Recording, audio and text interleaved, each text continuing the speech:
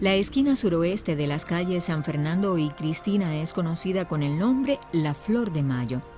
Muy contados, sin embargo, son los que conocen el origen de dicho nombre.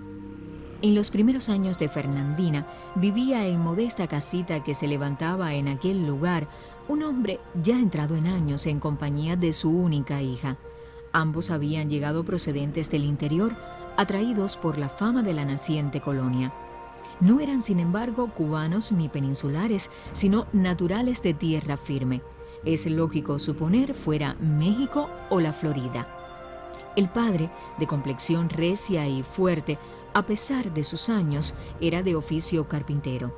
Nadie con más habilidad que él arreglaba y componía los depósitos de aguas pluviales que usaban las familias de Fernandina de Jagua. La feliz disposición del viejo carpintero en reparar corbatos fue motivo para que entrara en tratos con algunas familias de las más pudientes, las cuales, al enterarse que tenía una hija hábil en la costura y bordado, se ofrecieron a proporcionarle trabajo. Las manos menudas y ágiles de Consuelo hacían primores bordando camisas de hombre. Si mucha fama logró con sus primorosos bordados, fue más la admiración que despertó por su belleza y simpatía.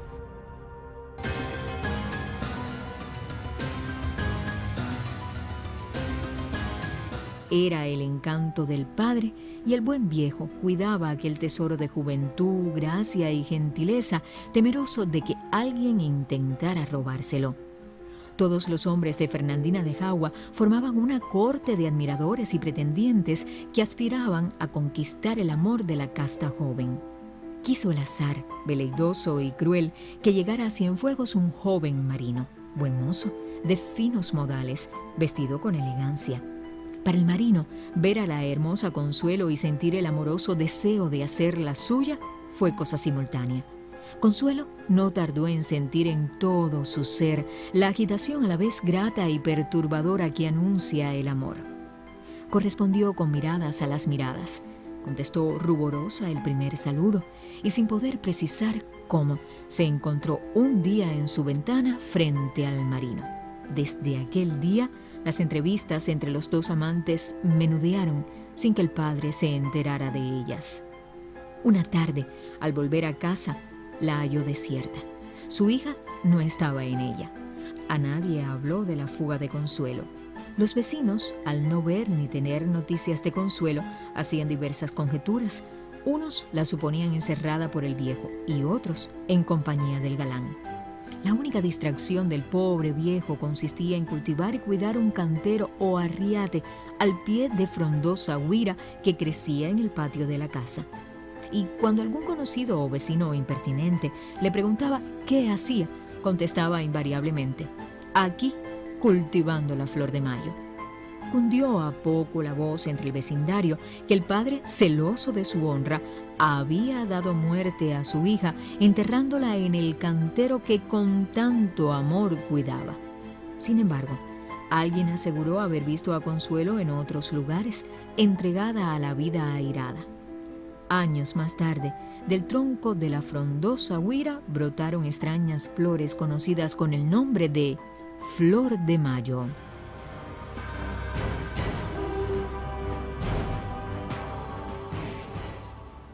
De todas las leyendas cienfuegueras, la Flor de Mayo es quizás una de las menos conocidas, a pesar de que no carece de los componentes místicos que distinguen al resto de los relatos de su tipo. Tal desconocimiento podría deberse a que los hechos que narra se remontan a la época de los primeros años de la colonia Fernandina de Jagua, y a lo largo de 2 siglos, el paso inexorable del tiempo hizo mella en el aspecto de lo que pudiera considerarse como su escenario. En este momento está cerrado, y sí sabemos que pertenece a la empresa provincial de acopios, que antes fue una carnicería y que anterior a esa carnicería había sido, es decir, en la década del 80, de los años 90, era una placita. Pero no hay grandes estudios ni profundos tampoco sobre ese inmueble. Solo sabemos que ahora está cerrado y que está en un estado de deterioro considerable. la tradición oral siempre tiene riesgos que tenemos que correr por cuanto se olvidan, se pone, se quita, y como que no hay un texto que nos dé fe exactamente de todo eso, pero pienso que en la vida real sí perfectamente pudo haber sucedido, porque incluso dice que no es ni cubano ni peninsular, se supone que vino de tierra firme específicamente, o de México o de la Florida, es decir, que perfectamente pudo suceder porque son tierras que están bien cercanas a Cuba y en los procesos migratorios que han existido en todos los tiempos, y deslumbrados quizás o incentivados por el desarrollo que tan rápido va teniendo la colonia, se mueven hasta aquí, hasta Cienfuegos. Así que yo creo que perfectamente puede haber sucedido en la vida de una familia cienfueguera de esos primeros tiempos de la fundación de la villa, donde todo el capital de trinitarios, de matanceros, de villaclareños vienen a invertirse aquí a Cienfuegos, y que sus familias también se pueden haber asentado aquí, y puede ser perfectamente una historia que le haya pasado a cualquiera.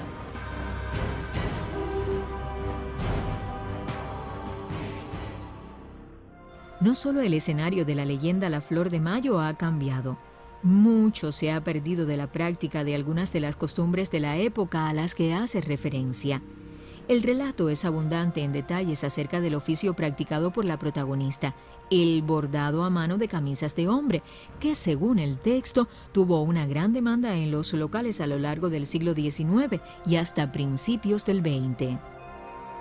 La tradición del arte del bordado sí se mantiene en Cienfuegos. Yo soy de las que justifica de que sí se mantiene en Cienfuegos, porque por ejemplo en 1869, en febrero 7, cuando se incorporan los cienfuegueros, a la manigua, al llamado de la Guerra de Independencia, la bandera que lleva Germán Barrios Howard es bordada y creada por Clotilde del Carmen Rodríguez, la hija del Damují, dando un poco de salto en el tiempo. En abril, el 15 de abril de 1990, cuando surge la Asociación Cubana de Artesanos Artistas y el Fondo Cubano de Bienes Culturales, que ya entonces todas las personas que se consideran artistas van a esa organización, y ya entonces tiene una fuerza muchísimo mayor. Ya es, bueno, estamos hablando por supuesto de los últimos tiempos, de los años 90, pero yo sí creo que Cienfuegos mantiene la tradición.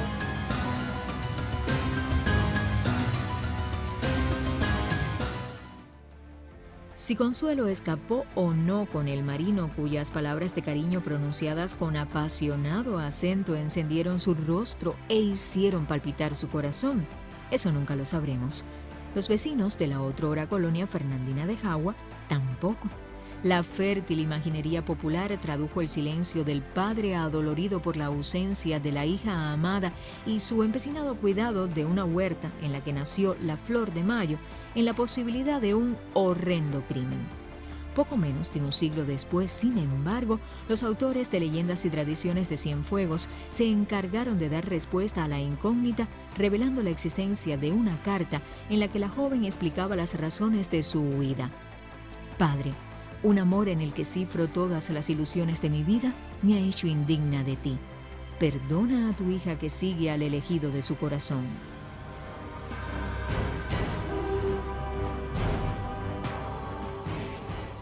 Estructuras semánticas o que estructuras psicológicas formen parte de esa identidad.